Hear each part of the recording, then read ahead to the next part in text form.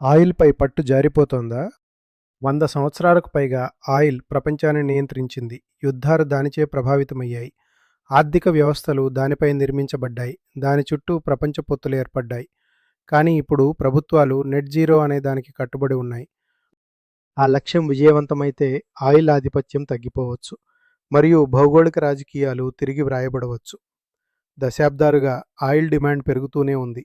Net zero విధానాలు దానిని తిప్పికొట్టడం లక్ష్యంగా పెట్టుకున్నాయి. ఎలక్ట్రిక్ వాహనాలు పెట్రోల్ డిమాండ్ను తగ్గిస్తాయి. కొన్ని రంగాలలో పునరుత్పాదక విద్యుత్తు ఆయిల్ స్థానంలో వస్తుంది. సామర్థ్య ప్రమాణాలు ఇంధన వినియోగాన్ని తగ్గిస్తాయి. ప్రపంచ డిమాండ్ గరిష్ట స్థాయికి చేరుకొని ఆయిల్ మార్కెట్లు వృద్ధి ఆధారిత ధరల పోటీ నుండి పోటీ ఆధారిత ధరల స్థాయికి మారతాయి. డిమాండ్ తగ్గే ముందు ఉత్పత్తిదారులు మరింత సరఫరా చేయవచ్చు. దీర్ఘకాలిక ఆయిల్ పెట్టుబడులు ప్రమాదకరంగా మారతాయి. ఉపయోగించని నిల్వలు ఆందోళనకరంగా మారతాయి.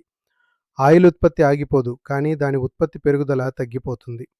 నెట్ జీరో విధానంలో ఆయిల్ మార్కెట్లకు నిజంగా ఏం జరుగుతుంది? అసలు నెట్ జీరో అంటే ఏమిటి? నెట్ జీరో అంటే మనం విడుదల చేసే కార్బన్ డయాక్సైడ్ వంటి గ్రీన్హౌస్ వాయువుల మొత్తాన్ని వాతావరణం నుండి ఆ వాయువులను తొలగించే మొత్తంతో సమానం చేయడం. అంటే నికర వాయువుల విలువ 0 అవుతుంది. దీని అర్థం 0 ఉద్గారాలను ఉత్పత్తి చేయడం కాదు. అంటే మనం విడుదల చేసేది తొలగింపు ద్వారా సమానం అవుతుంది. కార్బన్ డయాక్సైడ్ వంటి గ్రీన్హౌస్ వాయువులు వాతావరణంలో వేడిని బంధిస్తాయి. దాని అధిక భాగం గ్లోబల్ వార్మింగ్ మరియు వాతావరణ మార్పులకు దారితీస్తుంది. ప్రపంచ ఉష్ణోగ్రత పెరుగుదలను పరిమితం చేయడానికి ఐక్యరాజ్యసమితి ప్యారిస్ ఒప్పందం ప్రకారం దేశాలు ఉద్గారాలను బాగా తగ్గించడానికి కట్టుబడి ఉన్నాయి.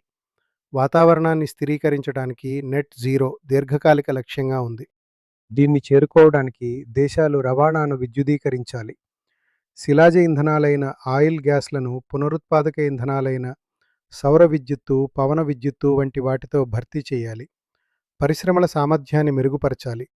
కర్బన సంగ్రహణ, కార్బన్ క్యాప్చర్ అంటే కార్బన్ డయాక్సైడ్ CO2 వాతావరణంలోకి ప్రవేశించే ముందు దానిని బంధించటానికి లేదా గాలి నుండి నేరుగా తొలగించటానికి, ఆపై దానిని సురక్షితంగా భూగర్భంలో నిల్వ చేయటానికి లేదా తిరిగి ఉపయోగించుకోవటానికి రూపొందించబడిన సాంకేతిక పరిజ్ఞానంలో పెట్టుబడి పెట్టాలి. ప్రపంచ ఆయిల్లో దాదాపు సగం రవాణాకు వినియోగించబడుతుంది. ఎలక్ట్రిక్ వాహనాలు ఆ డిమాండ్ను నేరుగా ప్రభావితం చేస్తాయి. ప్రపంచవ్యాప్తంగా ఈవీల వినియోగం వేగవంతమైతే ఆయిల్ డిమాండ్ తగ్గుతుంది. ఆయిల్ ఇక ఉండదని అర్థం కాదు. అంటే ఆయిల్ డిమాండ్ శాశ్వతంగా పెరగడానికి బదులుగా గరిష్ట స్థాయికి చేరుకుంటుంది. దీర్ఘకాలిక వృద్ధి అంచనాలపై నిర్మించిన చమురు మార్కెట్లకు ఇది నిర్మాణాత్మక మార్పు.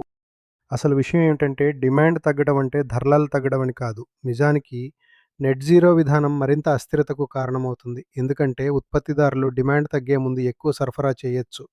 దీర్ఘకాలిక పెట్టుబడులను తగ్గించవచ్చు. మార్కెట్ వాటా కోసం దూకుడుగా పోటీ పడవచ్చు. పెట్టుబడి చాలా మందగిస్తే సరఫరా తగ్గుతుంది. డిమాండ్ తగ్గిన దానికంటే వేగంగా సరఫరా తగ్గినప్పుడు ధరలు పెరుగుతాయి. కాబట్టి మార్పు సమయంలో ఆయిల్ మార్కెట్లు అనూహ్యంగా మారవచ్చు. ఆయిల్ మార్కెట్లలో హెచ్చుతగ్గులు తీవ్రతరం కావచ్చు. దశాబ్దాలుగా ఓపెక్ వంటి సంస్థలు ప్రపంచ చమురు సరఫరా మరియు ధరలను ప్రభావితం చేశాయి.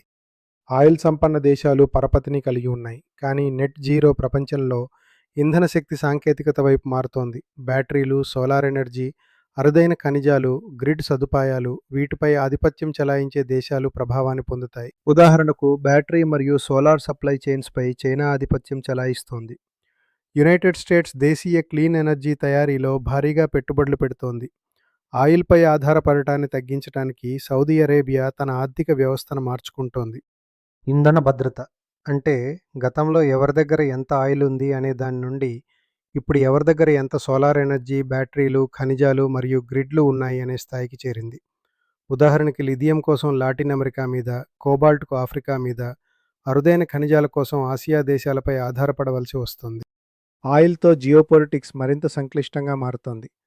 ఆయిల్ ఎగుమతి చేసే ఆర్థిక వ్యవస్థలు ముడి చమురు నుండి వచ్చే ఆదాయంపై ఎక్కువగా ఆధారపడతాయి. దీర్ఘకాలిక డిమాండ్ బలహీనపడితే ప్రభుత్వ ఆదాయాలు తగ్గుతాయి. సామాజిక వ్యయం దెబ్బతింటుంది. రాజకీయ స్థిరత్వాన్ని దెబ్బతీయొచ్చు. కొన్ని దేశాలు ముందుగానే సిద్ధమవుతున్నాయి, మరికొన్ని అలా అవడం లేదు. ఇంధన వినియోగంపై నిర్ణయాలు ఇకపై ఆర్థిక వ్యవస్థలనే కాకుండా విదేశాంగ విధానాన్ని కూడా మార్చుకోవాల్సి రావచ్చు. అలాగే ఆయిల్ ఉత్పత్తి ఆగిపోతుందా? లేదు. దశాబ్దాలుగా విమానయానం, షిప్పింగ్, పెట్రోకెమికల్స్ మరియు భారీ పరిశ్రమలకు ఆయిల్ కీలకంగా ఉంది. కానీ ప్రపంచ శక్తిపై దాని గుత్తాధిపత్యం బలహీనపడుతోంది. నెట్ జీరో ఆయిల్ ఉత్పత్తిని అంతం చేయదు. ఇది ప్రపంచ ఆయిల్ మార్కెట్లలో మార్పును తెస్తుంది. 20వ శతాబ్దాన్ని ఆయిల్ జియోపాలిటిక్స్ ద్వారా నిర్వచించారు. 21వ శతాబ్దాన్ని క్లీన్ ఎనర్జీ పోటీ, అరుదైన ఖనిజాలపై ఒప్పందాలు, టెక్నాలజీ ఆధారిత పరిశ్రమల ప్రభావం వంటి వాటితో నిర్వచించాలి. వేగంగా అనుకూలత సాధించే దేశాలు నాయకత్వం వహిస్తాయి. అలా చేయనివి వెనుకబడిపోయే ప్రమాదం ఉంది.